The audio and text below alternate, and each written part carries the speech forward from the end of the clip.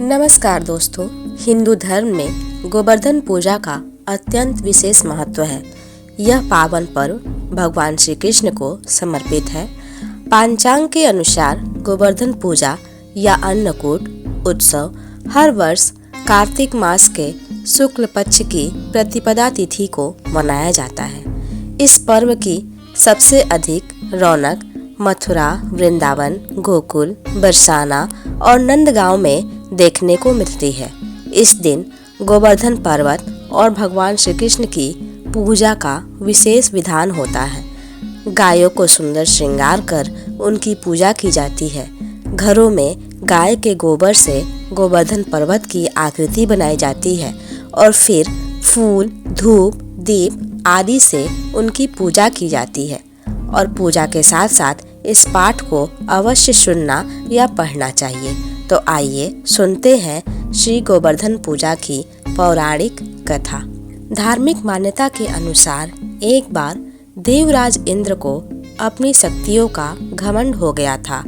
इंद्र के इसी घमंड को दूर करने के लिए भगवान कृष्ण ने लीला रची। एक बार गोकुल में सभी लोग तरह तरह के पकवान बना रहे थे और हर्षोल्लास के साथ नित्य संगीत कर रहे थे। यह देखकर भगवान कृष्ण ने अपनी माँ यशोदा जी से पूछा कि आप लोग किस उत्सव की तैयारी कर रहे हैं। तब यशोदा माँ ने उन्हें बताया कि हम देवराज इंद्र की पूजा कर रहे हैं। तब भगवान श्री कृष्ण ने पूछा कि हम उनकी पूजा क्यों करते हैं। यशोदा मैया ने उन्हें बताया कि भगवान देव की कृपा से ही अच्छी बारिश होती है और हमारे अन्न की पैदावार अच्छी होती है और हमारे पशुओं का चारा मिलता है। इसीलिए हम लोग देवराज इंद्र की पूजा करते हैं।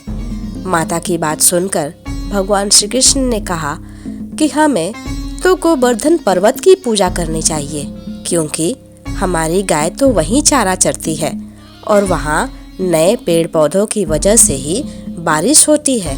भगवान कृष्ण की बात मानकर गोकुलवासी गोवर्धन पर्वत की पूजा करने लगे और यह सब देखकर इंद्रदेव क्रोधित हो गए और उन्होंने इसे अपना अपमान समझा और ब्रज के लोगों से बदला लेने के लिए मूसलाधार बारिश शुरू कर दी।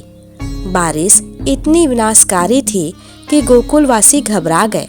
तब भगवान श्री कृष्ण ने गोवर्धन पर्वत को अपनी कनिष्ठा उंगली पर उठाया और सभी गोकुलवासी उस गोवर्धन पर्वत के नीचे आकर खड़े हो गए।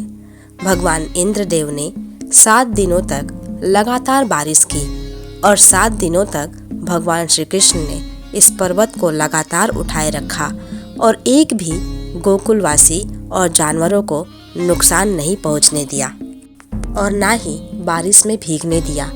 तब भगवान इंद्र को एहसास हुआ कि उनसे मुकाबला तो कोई साधारण मनुष्य कर ही नहीं सकता। जब उन्हें इस बात का पता चला कि मुकाबला करने वाले स्वयं भगवान श्री कृष्ण हैं, तो उन्होंने अपनी गलती के लिए क्षमा याचना मांगी और मुरलीधर की पूजा करके उन्हें स्वयं भोग लगाया। और माना जाता है कि तब से ही गोवर्धन पूजा की शुरुआत हुई। तो इस प्रकार गोवर्धन पूजा की कथा समाप्त हुई। ओम नमो भगवते वासुदेवाय नमः।